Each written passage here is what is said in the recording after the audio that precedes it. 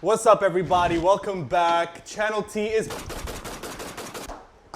here.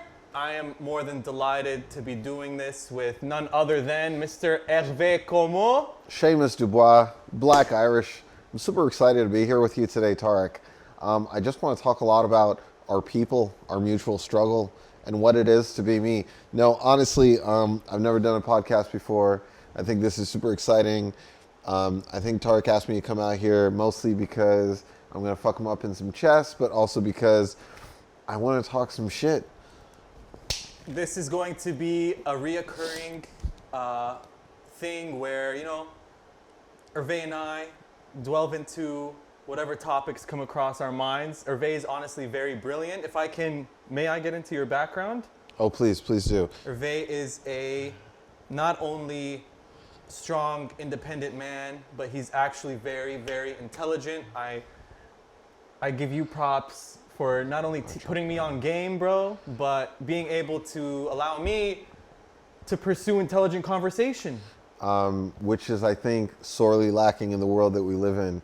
Which is, honestly, make your move, and then let's already start making moves. So Tarek told me yesterday, let's just jump on a video and get it popping because we're always having these conversations. And honestly, although I don't know that there's a market for it, I would love to have some real conversations and try to get people engaged in reality. I think the strange thing about the world that we live in is there's a lot of red pill, blue pill talk. That red pill conversation is the one where people say, I'm going to expose you to secret knowledge. And my issue with that is the people spitting that knowledge. This is a weird thing about the world we live in. Whether it's Andrew Tate, Fresh and Fit, whatever pod you're listening to, where did they learn that secret knowledge? They didn't go to school. They're telling you they learned it at Hustler University, which I respect. I'm a first generation immigrant. I understand what it is to come from struggle. But here's the difference. This is why there's not a Hilton Carnegie podcast. Everyone that you hear talking big game all the time right now, nouveau riche, new money, just coming up from the streets. For those of us who have lived in the streets, I know street talk. I don't need more street talk, nigga. Put me onto fucking some Masonic dope secret shit. Teach me I want to know not only what the richest people in the world are eating, bro, but what on earth are they talking about, bro? They are not talking about what it is to be a high value male. That's the reality. That's your move, by the way. Why are they not talking about what it is to be a high value male? I think the reason that they don't do that is because when it comes to being a high value male in not just the society that dudes like Andrew Tate live in, but in a broader cross section. I went to an Ivy League law school. Women that we have in Ivy League law schools, they're high value women, and high value women doesn't mean they're virgins. It doesn't mean that they kept their chastity in place, and what women have to offer is the scarcity of their sex, and they just have to keep chaste. No, my mom's an attorney, and no, Bro, she doesn't need. What did I make moves, man. You don't need to stay a virgin. And the conversation they're having at Harvard, at Cornell, where they really do have secret societies. At Cornell, it's the Quill and Dagger. At Harvard, it's Skull and Bones. They're not having overly simplistic conversations about sexual dynamics because it's boring. And I feel like the sexual dynamics they get into, that's your move. Yeah. Fuck this guy. I feel like the dynamics they get into are you gotta fuck that skeleton if you want to join. They're not. Here's the problem I have with society too, and it comes to conversations everyday conversations I face, and I feel, in my opinion, sex is a very prominent topic in society today. It always has, or not always has been, but I feel like No matter where you are, it comes up. And you know, these elite might not be talking about it, but dude, every day it's like, oh, dude, yeah, I smashed that chick, bro. Like, ah. For me, it's very like, I feel we've evolved. I feel like it's very primal. Yeah. And it's gone from something that has, you know, been sacred to just very diluted. I'm going to say this, and it's going to sound crazy, because I'm someone that likes to have sex. I'm someone that likes to date. But if that's your principal motivation in life, if that's the conversation you're having, you're not asking, how do I grow mentally, spiritually? How is my partner going to enrich me? Why are those not the conversations we're having? Of course, every dude wants to talk about, I just smashed this person, or I just did that. And I'm going to relate this to a quote from an American general about black men. I think about this all the time. He said, they're a bloody good bunch of killers and they wear their hearts on their sleeves. I think when the only thing that you have is your sense of self, your ego, you want to chase women, you want to chase sex. It's another dopamine hit. It's why people are playing video games all the time. They want to win. They go out, they're like, oh, I've got to hook up with a girl tonight. That's the measurement of the win. It's not, I have to go get an education for myself, which you won't get the dopamine hit that day. You won't get it tomorrow. You won't get it a year from now. You want to chase the thing. It's going to happen this weekend. I need it tonight. And I've been in that loop before where the focus is, I got to close tonight. It needs to happen. But that's the most basic, childish, I have nothing for myself. I don't believe in myself. That's what I'm chasing. And for the men out there that are obsessed with that message, I get it. It comes from weakness, but I understand. The weird thing about it is women are also engaging in that conversation. They see themselves in that way. I was having a conversation with a woman who I know very closely. Her mom is an attorney. She makes $350K a year. Her dad is a doctor, makes $650K a year. She dropped out of school. She's talking about hooking up with a cop because he makes $140,000 a year. And I'm like, what are you chasing? Your parents make more than that. Your mom does. You don't need someone to give that to you. You've seen that there's a way to give that to yourself. But you're engaging in that dating conversation that dominates American dating, which is, as a woman, I'm worth my virginity, and as a man, you're worth your salary. And you know what? You were talking about chasing, like the sex, the thrill of, you know, getting your flirtatious acts working and shit.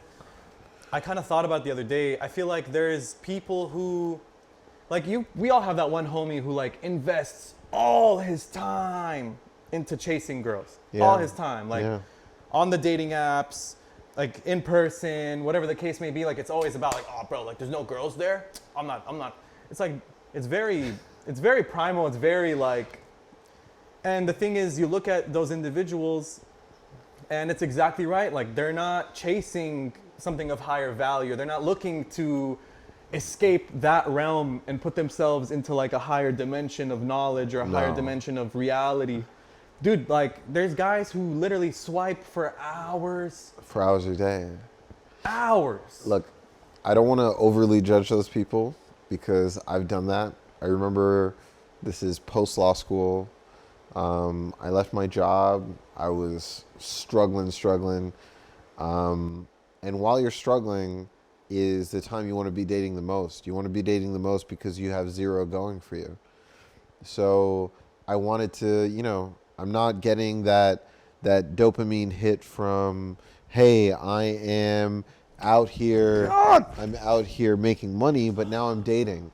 So now I'm dating and I suddenly realized, and this is the weird part, I was at my worst. I was weighing 275 pounds, but I was getting tons of play.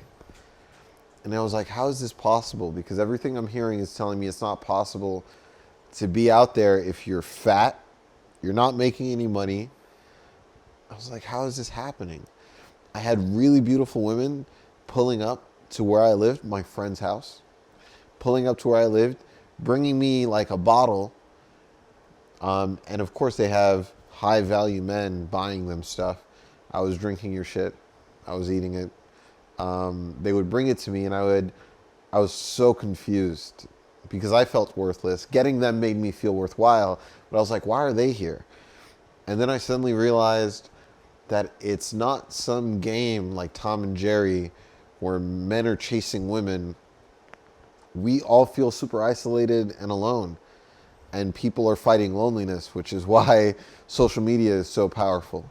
Because we feel like someone gives a fuck about the minutia of our lives and our bullshit. Do we live in a time like this didn't exist 30 years ago? You grew up in the like 90s. Yeah. I mean, like, how many? I mean, like the cell phones were like huge as fuck, and like there's no social media. People actually spoke to each other. Nowadays, yeah. Is it my turn? No, It's me. It's me.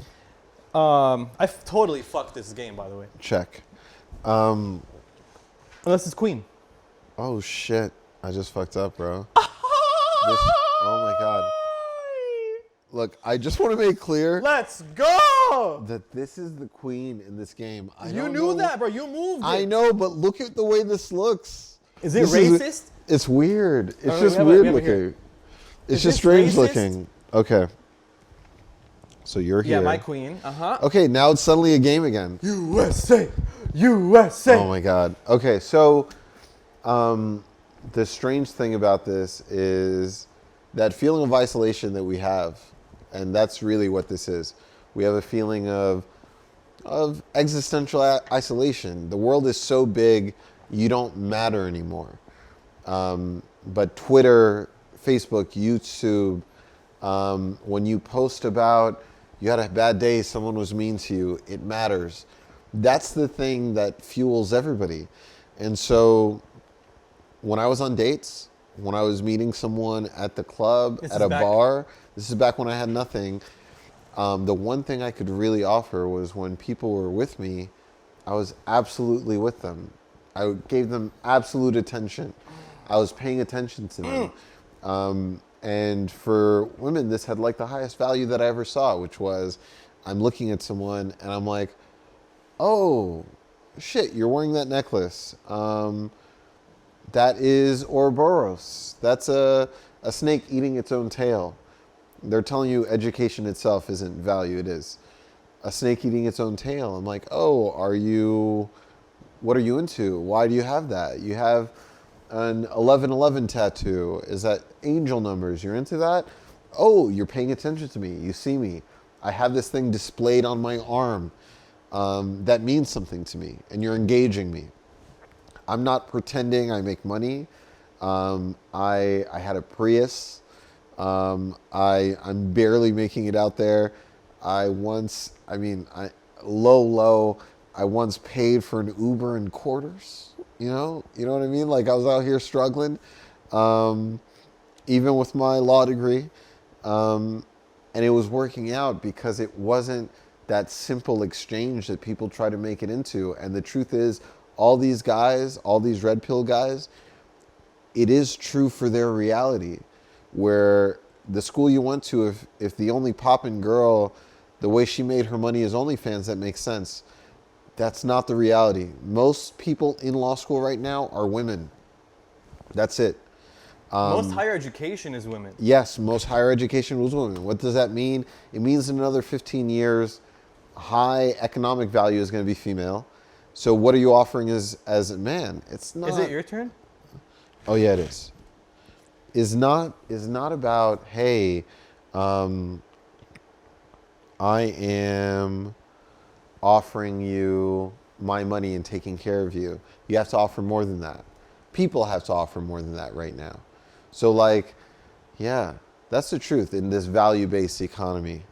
He's caught up right now. He's like confused, like what's gonna happen next? Listen. You're retreating, bro? No, man. You're retreating? You gotta be careful, bro. You gotta be careful. This is about to pop off. I need a clear house, bro. Yeah. I don't know though. Like, let me ask you this. So, I mean, my coming of age, we were already in, like, that's when Snapchat first came out, coming of age, like 18. That sounded fucking weird. No, it didn't. But like, I'm just gonna tell you, I'm from the AOL generation, No, man. bro. I mean, I was on AI. No, no, too, but bro, no. not like, when were you on? Dating on. I was fucking 10 look, years old. look. I 10 years old. No, you Yeah, were older. bro. I was on AOL Instant Messenger, the real Me shit. too, bro. Savage 156, Bro. bro. My name was SVG 156, Yo. bro. Pup 127. But hold on. Okay, now, like me, that's when like when I turned 18, that's when like Instagram first came out. I mean, it's been out for like a year. Snapchat's been out for a year. Twitter's been out for a couple years, and I mean, like we didn't even have dating apps yet. But that was like that was the pivot. It was before women got their start on social media. It was like before all these like 10K plus followers on any baddie's page. Like, you know what I mean? So I'm at the cusp of, you know, between you and these. Actually, you said this, and I gotta say this, and I think this is worth saying. So, Ronald Reagan was the very first television president. I say television president because the reality was for Reagan and for us was he was the first president that was famous as a result of TV, right? He was in movies. What that meant is he's in movies. He's got a following. Donald Trump was the first president we had that was our first reality TV show president, which is slightly different. Why is that important? Is because reality TV, suddenly he was like bringing to political debates. It's cool, bro. Just let him rock, man. He's allergic. Yo, just let him rock. So he brought to that political conversation the TV villain from reality TV shows, and we loved it. It was so lit. It was so exciting, and it was so exciting to see everyone engage with it. But the weird thing is society hasn't really caught up yet to all of these trends. I don't just mean politically. I mean the fact that we give platforms to people that don't really have anything to say. Imagine you have on Instagram, Snapchat, Twitter, someone who's ridiculously beautiful, but doesn't have anything to say. But she has 2 million followers. Her words have weight. Now we have, I'll say Kanye West. Kanye West, brilliant musician. That's it. He's a brilliant musician. He doesn't know anything else. He didn't go to school. He didn't study stuff. He can't really read all that well. Yo, you gotta let the cats go, bro. He's nibbling the wires. He's not gonna eat the wire, bro. We're good. If he does it, then we'll address it, bro. But like Kanye West has more followers than most presidents. Same with Taylor Swift. But they don't know anything. So you have people that can't actually speak on issues dominating the message. This is also true on Instagram, where beautiful baddies are like dominating it, but like no one's learning or growing from any of those conversations. So like that generation you grow up on, I'm gonna call it the lost generation, because they don't really know what's going on in the world that they live in. The world they live in is a popularity contest, and that popularity contest has resulted in what? We all know what Kanye and Kim are thinking about, and shout outs to the Kardashians because they know how to use this moment to grow. But no one is going to say that Kanye is an authority on black history or philosophy.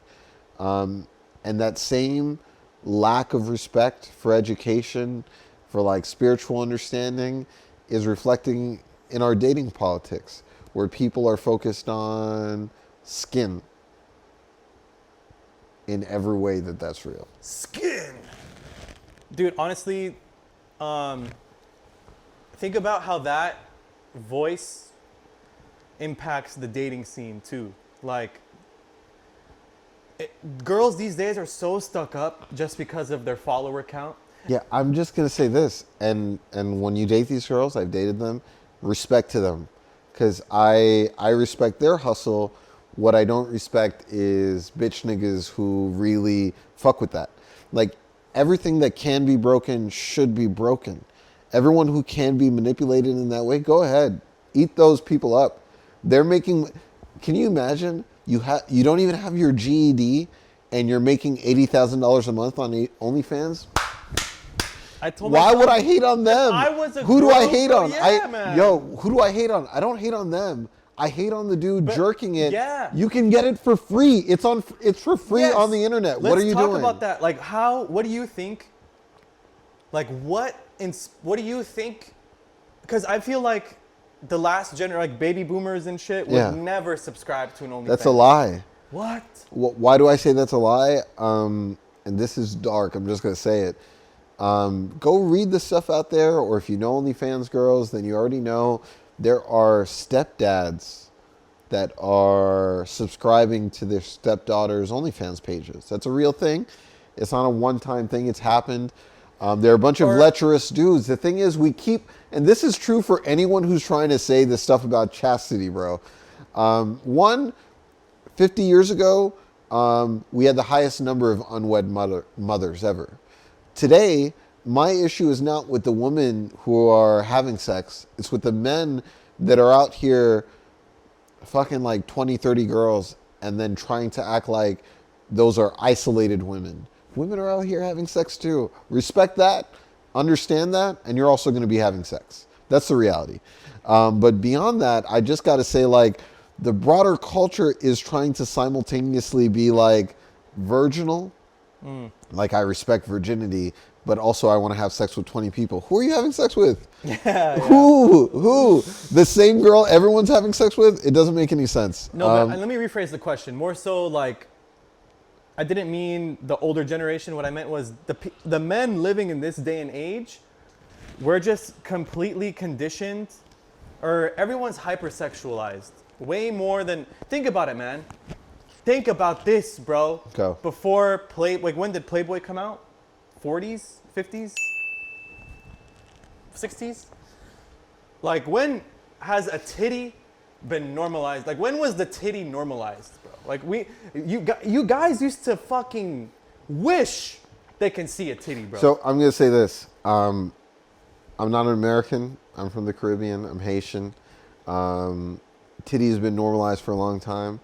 Every one of my female relatives, I've seen their titties. It's not a big thing to me because nudity is not super prohibited in our culture, even though we grew up Catholic. All my aunts, I saw them naked. When my mom would come home from work, from law school, I would sit in the bathroom with her. This is weird to Americans, but like, she'd be getting undressed and telling me about her day. Titties weren't weird. I've been buying my mom tampons since I was 9 years old. It's weird not to know that shit. No. The weird thing, I'm not going to say, it's not like the bearing of the titty is not the issue, though. It isn't. The issue is the value placed on it by a culture that's like incel culture. It's like a culture that's hyper-focused on sex as if it's like a strictly female thing. People are out here fucking, bro. Like, the issue is not the value of women. It's the value that we're placing on sex, which is, again, it's like when we're talking about drugs. It's a consumer market, bro. Yes, when we're talking about drugs in America, and then you want to talk about like drug dealers in Mexico or the Caribbean, Haiti. No, it's not on us. It's a consumer-based economy. The demand for it is the issue. It's not the person providing it. You guys want to focus on the person giving it up for $100,000 a month instead of the people who are demanding it when they're at work, when they're at home, whatever. That's the weirdness. The weirdness is not someone saying, shit, I don't want to have to go to work and be abused. I'd rather control my space, be at home with a camera, and make a ridiculous amount of money. Ooh, that was nice. But you got what I'm saying? Like, it's weird to focus on them and not on ourselves. No, man, and like, I mean, I feel like just that, like, where we're at in society, it's either like men were the selectors, and now, like, the ball is in the fucking girl's hand at all times. Like, they're the ones who shoot, bro. Because they have all the baskets lined up. They can shoot they could shoot the ball into any basket they want. We are just hoping they shoot it into our basket. The weird thing about that is when you're young, it feels that way. When I was in high school, I was like a skinny little high school kid. I was on the chess team. Even though I was on the wrestling team later, I was crazy nerdy and had sex in high school, but I didn't feel like I was in control of that. It's like later, I have a law degree, I'm doing this, you feel like you have more. But the truth is that it isn't that hard to be having sex. It isn't. It is strange that the focus is on a depreciating resource, which is youth. Youth evaporates quickly. Like you could get that, it goes away. Like you marry someone who's 20, they're going to be 30. They're going to be 40, they're going to die, right? That's true either way. And we're seeing more sugar mamas coming out, right? Because again, some people get fixated on preserving their own youth, and the way they do that is chasing youth in their partners. I think it's weird that that's our cultural focus. It needs to move from that. It needs to move away from that, and we need to stop villainizing people who are meeting the demand and start focusing on the problem of the demand from either side. I saw a homie the other day having a weird conversation with his girlfriend. He was like, yeah, incest porn, no, that's not real. Did you make your move? Right? No, I didn't yet. Okay. He was like, incest porn, that's not a big thing. And she was immediately like, no, incest porn is a real problem. And like, he was like, no, it's not that big of a deal. And she was like, it is. And he thinks that he's being super defensive. He thinks that he's being like, oh, no, incest porn is not that big of a deal. And I immediately saw something that he didn't realize. She watches porn. And he's like, no, it's not that much out there. You'd be surprised. Like, a lot of the porn is still traditional. And she's like, nah. And there was, while he's focused on that, she's making clear she's watching something crazier than incest porn, right? Because she's in that world as well. The whole fucking system is fucked up, bro. That's, I think, a veil that we as men typically tend to like put up, is like we think, or at least like men of like men who don't get lucky as much. We don't think girls are that horny and shit, bro, but they're hornier than us. Yes, again, this is something you'll learn as you get older and you're out there. Women crave sex a lot, and men are pretending that they can hang with the sexual desires of these women. It's not true. Most of them can't. Women crave it. They want to do it. And like men are taking pills and trying to hang, but they can't. So it's like, no, I say this all the time. If you get to a point where you can really recognize that these women want it, and you're okay with that, you can get it much, much easier. The homie the other day was like, oh, I really want to hook up with a stewardess. I go, like airplane stewardess? Like jump on Tinder. You are 2 minutes away from an airport where all the hotels are. They're there all the time. And they crave it the same way. The only issue with that is that you got to get over yourself and realize that a girl's body count is not 2 or 3. Yeah. C'est pas vrai. It's No, not but real. you know, my problem is, touching on that point, like a guy like me, someone who like got into dating way later in life, like and of course I consider myself a high value male, like, you know, I consider myself pretty well educated. I can bring a lot to the table, and I have really big aspirations and goals. Yeah. When I sit down with a girl, I don't last past 2 dates because like I feel, and sometimes they even feel that they're not worth it for me. I've had a girl tell me straight up. I remember that. But let me say this. If someone's constantly talking to you about their ex, right? Oh, dude, red flag. No, it isn't to me.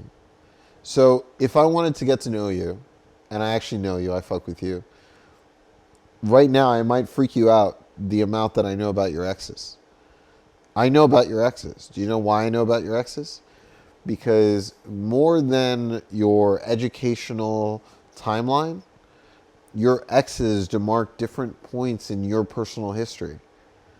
I fuck with you, so I know when you were dating that girl who wanted to be a Christian virgin. I know, I remember for you, like knowing you, the point that you were dating a mixed race girl and what her parents felt about you. I know when like, oh, your girl was like, hey, you're a Muslim, I can't fuck with that. Like, those things are important to you. So when I'm sitting down across from a girl, if she starts talking about her ex, I'm like, oh, she's being real. She's treating me like a friend. We're having a real conversation. If she's talking about someone like, oh, I want to be there, I'll be like, I'll encourage her. I'm like, you should go back right now. But if I'm talking to someone and she's like, yeah, that person really fucked me up. They hit me once. Oh, that person taught me a valuable lesson, like don't fuck with losers. What? She's just expressing to me her reality and her history. Like if I start getting into my dating timeline, that's me being intimate. I'm sharing secrets with you. That's not like someone like throwing up red flags. The thing you got to watch out for is like when they're like, yeah, I talk to my ex every day. Yeah. That's the actual red flag. Yeah. God, I wish he was here right now. He's not funny. He hits it right too. That's the scary thing. But I mean, I feel like nowadays too, like me putting myself on that side of the dinner table, like just listening to a girl and kind of like not wanting to pursue a relationship with her. Women have that power more than we do. Like the date can go perfectly fine and they can go fine and dandy, but like you just get ghosted the next day. Okay, so I'm gonna say this because this is like when white dudes are like, the true suffering man was the Irishman, right? It's so fucked up. You're like, what are you talking about? And like some guy, and we had a guy. The real slave was the Irishman. Exactly. A guy recently was telling me how, you know how hard it is to be a white dude in this world. Everybody hates us. I'm like, yeah, it's a super struggle. But right now, we're living in a world with old age sensibilities. What does that mean? It means women feel like whores for having normal sex, right? That's why there's this, oh, saying daddy means this, and oh, that's sexually provocative and exciting. That's the world we live in. That means it's an easier market for us. That means it's easier for us to move to the next one. Because when we move to the next one, society doesn't judge us, right? If you hear my body count, you're going to dap me up. You are. If you hear a girl say my number, you're gonna spit on her. I'm gonna kill myself. Yeah, it's gonna fuck you up. You don't want to hear that. But that's the world we live in. So no, it's not easier for her to move to the next one.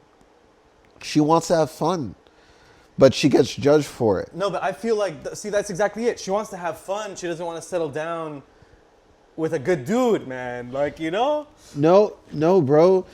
Look at him chasing. He's chasing. They are more compelled to settle than we are. Oh shit. Oh, that's touch move, baby. No, I didn't release it. No, once you touch it, you gotta move it, man. baby. It's like if I drop it. No, it's touch man. It's bro. Like if I dropped it. No, you held it. I held it exactly. Move. Yeah, I put it. I no, you touch it. Yo. No, that's a move. That's what that means, bro. No, bro. Okay. Oh no! Yeah, the game has returned to normal. Oh no! Yo, but honestly, look, he got a piece off of it. Oh my god, bro! See, you did that Haitian voodoo on me, bro. I did. It was important to do to you. You needed to be humbled. But dude, look. But back to this girl, which is this.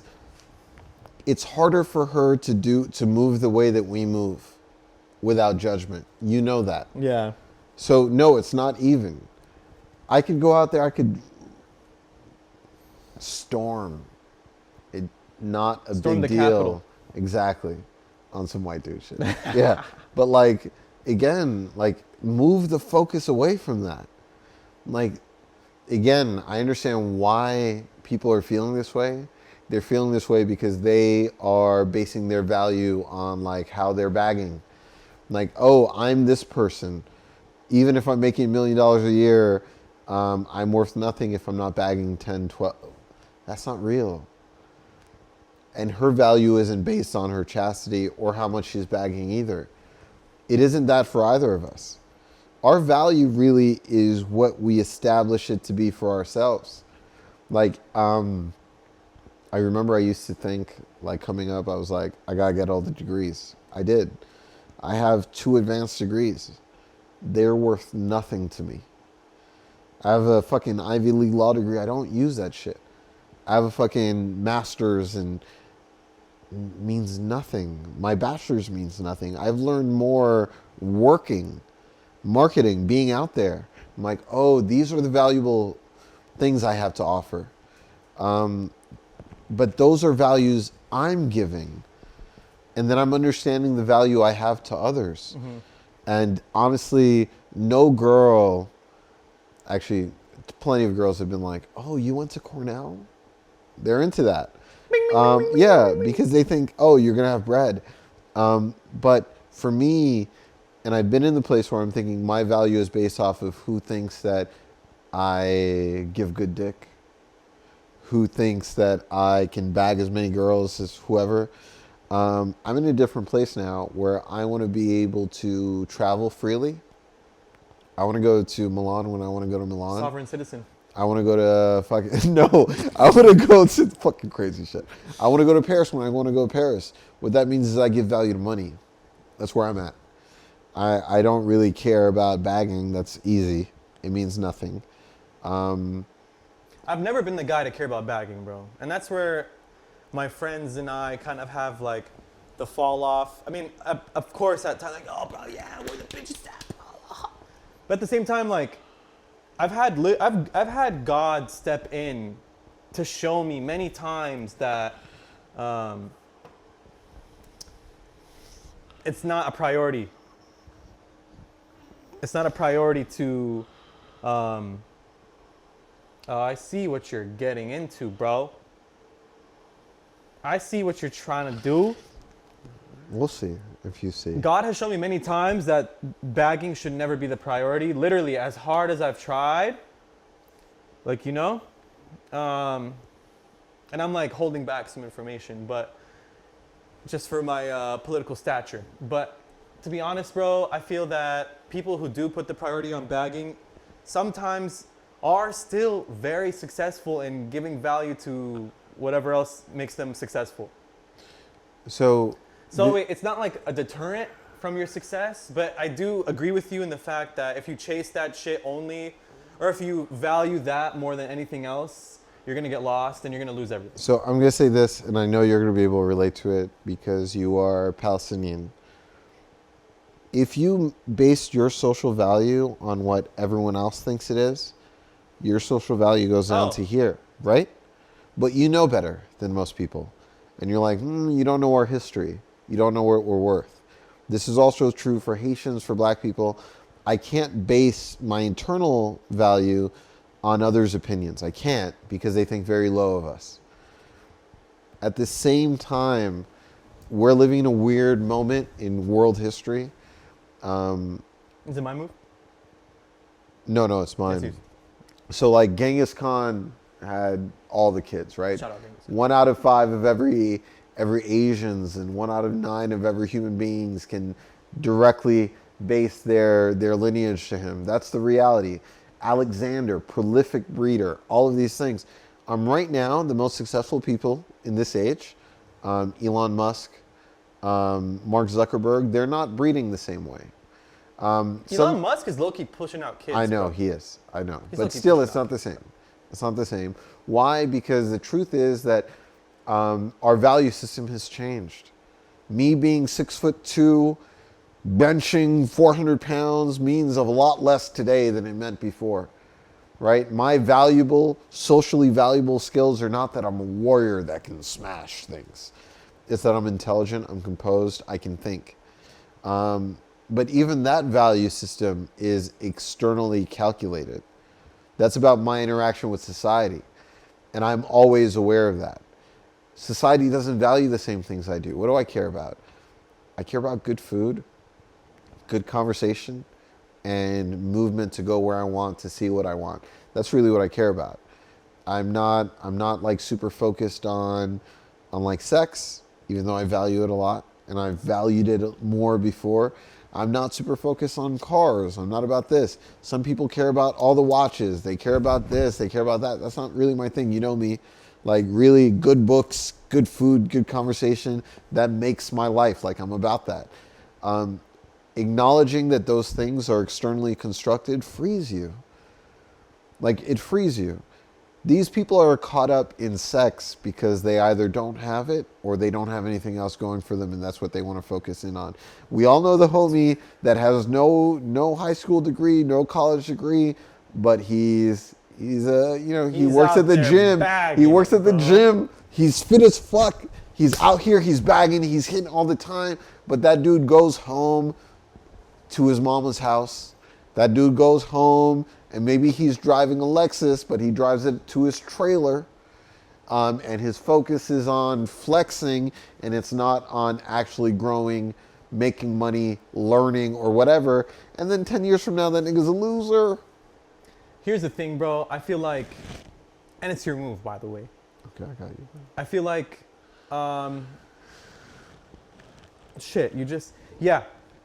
so putting the priority... Dude, you're insane.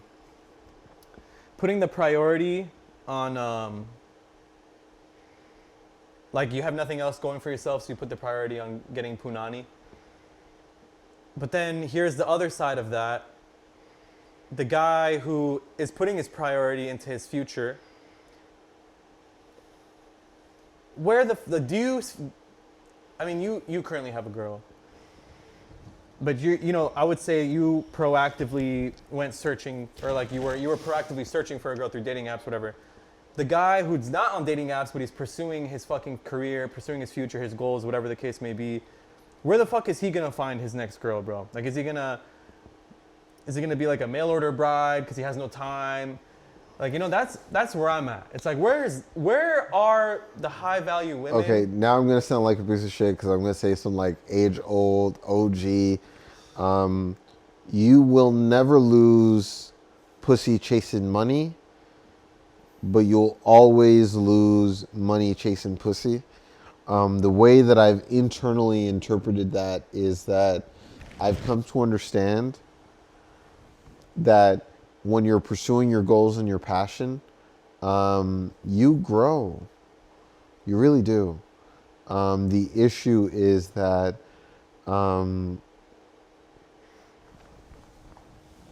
you'll meet a girl that's worthwhile. You'll meet a girl that's worthwhile when you are actively interested in pursuing what you're into. So like when I was getting my law degree, I met tons of attorneys, right? When I was getting my MFA in creative writing, I met people who shared my passions. That's normal. You are not meeting people who are worthwhile because you're not pursuing what you truly love. That's it. And like, again, like if you're inhabiting the same place that Andrew Tate and these dudes are, the lowest echelon of society, because even though they're billionaires, they're driving nice cars, they're not hanging out at libraries. They're not hanging out at places where women are contributing. I'll tell you this, my girl is shockingly scary intelligent. She puts me to shame. Check. She puts me to shame. Yeah, she is brilliant, beautiful. And yeah, she looks like a supermodel, but the truth is that like, that's not why I'm with her. I'm with her because she loves, honestly, now I'm going to sound like a geek, but she loves British mysteries. She loves comedies. She's going to audition for the Groundlings. She's dope, and she's an attorney. And she's like one of those multi-variable chess pieces, literally a queen, moving in every direction. That's what I want and crave, and I got the thing that I wanted because I was pursuing what I wanted. Again, we are in a lazy place in our society where we aren't pursuing what we want, so now we're not getting what we want. If we think that we're going to become billionaires, and in becoming billionaires, check, in becoming billionaires, we're suddenly going to be exposed to the best quality women. We're not. That's not it. Because the best quality, check, you're in check. You can't move there. Ah, fuck. In moving in the circles that we value is where we'll meet the women that we want. Wait. How am I in check here? Oh, because I did. You're not, Yeah.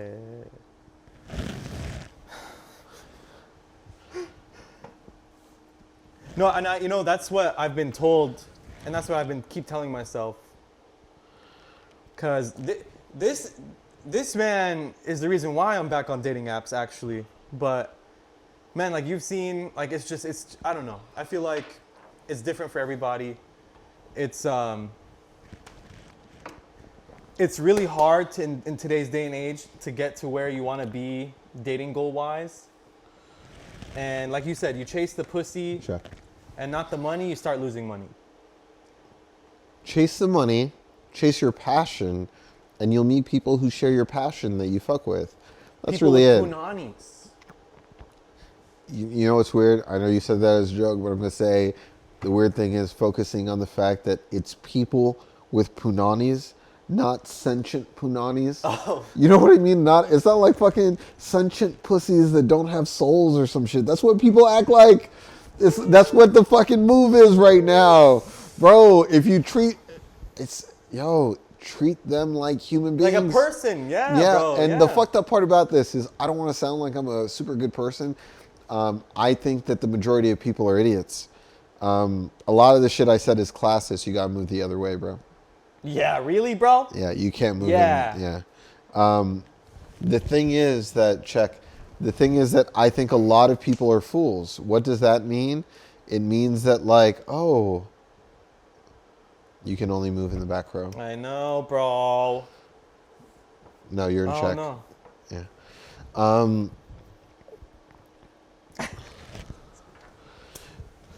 So Treating them like people? Treating them like people, but I think that people are often weak. They're followers. Accept that. I'm not being a super good person when I say treat them like people. Yeah. It's just that you want to meet someone on your level, acknowledge that my girl shits on every man that I know. And now I don't want to get too far into contemporary views on homo or heterosexuality, but guys who claim to be super hetero are like, women suck. I'm like, yeah, you think women suck. I don't. I'm really into them. I want to spend the majority of my time with women. I value them. I think they're intelligent, and those are the people I want to be my partners. Checkmate. Okay, that's it, bro. We should end it on that note. Listen, bro, exactly. I just want to say, don't chase the poon. Be a goon and chase that bag. That almost rhymed. You almost sounded like I don't want to say like old school Malcolm X, but he was like, "Don't chase the poon, be a goon. Be a goon, and soon it will come." Dude, I wanted to touch on that last point. Start talking to women like they're people. You have a way easier time getting to know them. Stop being scared and approaching them like they're some goddess or some shit. Literally, man, she has a 100% chance of laughing at your joke if you talk to her like a normal She wants to have human sex. She farts. It's weird that she farts. I don't like to know that dudes fart, but they do.